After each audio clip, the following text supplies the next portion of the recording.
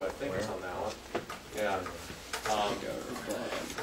And actually, if you go back, go ahead and scroll back to the previous spring, and you'll see some, keep going way back, you'll see some very, very creative blogs from the spring class. And you can keep, just go all the way back to the very first one. Is that it? Okay, go up to the side. And there are mountains on the side. Go up.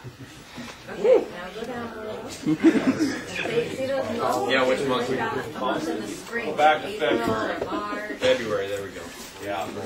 And if you start with these, that was something that this is what they did. They found something in the fridge and they blogged about it. Okay? Yeah, that was left over from a 450 cookout. But if you start going through these, you'll see a lot. There's some field trip that came in. These, they put a lot of pictures in, but there's a lot of good information. These are the ones that are fun to read. These aren't the ones that said, you know, Kent Burns came and talked to us and we decided we got screwed on land. That's not what it says. These are really good stories and were done very, very well. So you maybe have not even seen those. But again, they tried to concentrate on what each committee was doing and did a really in-depth one on every one. So I challenge you to read those. But the thing is, you've got to get followers. You've got to get people looking at it, or you're wasting your time. So that's the challenge. So that leads me to my question. Who is the audience for Ag 450 material? Did I just steal your question? Yes. I'm sorry. My only question. I'm sorry. Let's cry about it. We have a lot of audiences, and I think that's a big problem. We try to target all of them. We got present members, past members, even future members, as well as alumni of the College of Ag itself. With so many different audiences, it's hard to really just make one thing that fits all of them and that they're going to care about. So either we need to do a better job of making social media for each type of those audiences, or just pick one and run with it. I think we'll be a lot more effective in our communications to them. So what are your plans then? All that. Sarah. Well, I think our Facebook page is mostly students, past and present, and I don't really think we have a lot of alumni, or I would say staff that's tuned into Facebook. So I think we need to do a better job of our website. I think that's, website and Facebook are the biggest things, I think. Probably the biggest problem is like you can make all these resources available and make them awesome and amazing, but you have to have a reason why. Why would someone want to look at the Facebook page or website? That's the hardest issue. If you have a reason to actually look at it, then it'll be more interesting to them. So do you have any plans about that? No, I don't. Okay. This is kind of for Dr. Schultz. But I see, like when you're just scrolling, like there's a field trip out here. Was that like? Got a lot of tours. Is that still like every spring you have a lot of tours? Matter of fact, PR has one on the plate right now that's coming up. So. That is like the Ames Elementary come out here. We haven't had those, no. No. We haven't had those. They've been mostly community colleges, visit days, international groups.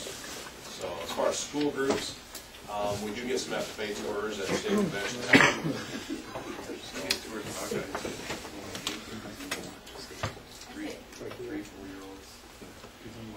Actually, if you go back and go back to the website, I do want to make one other quick point something out.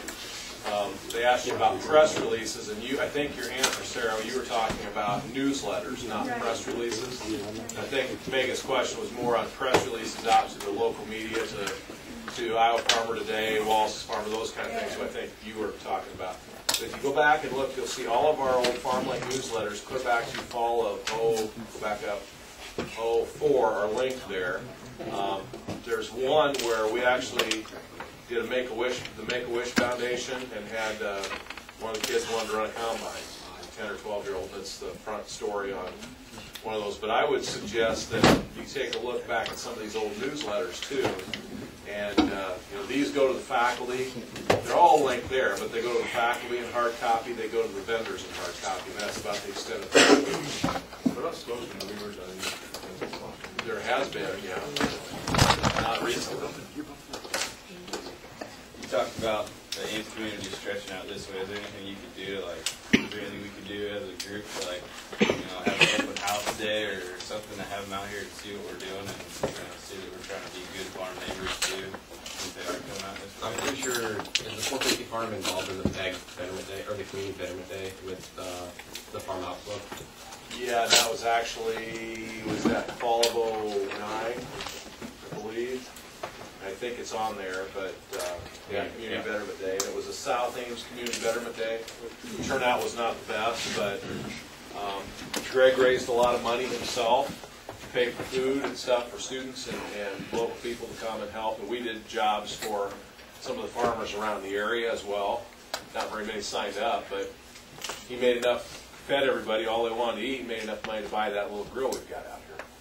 So he did a nice job putting that together. But we picked a day where it was a beautiful day. It was the first day in the fall where there wasn't a home football game and harvest was starting. And so you can imagine where everybody was. That's just kind of the luck of the draw when you try to schedule things. So, but a lot of good information on those old newsletters that you might want to take a look through.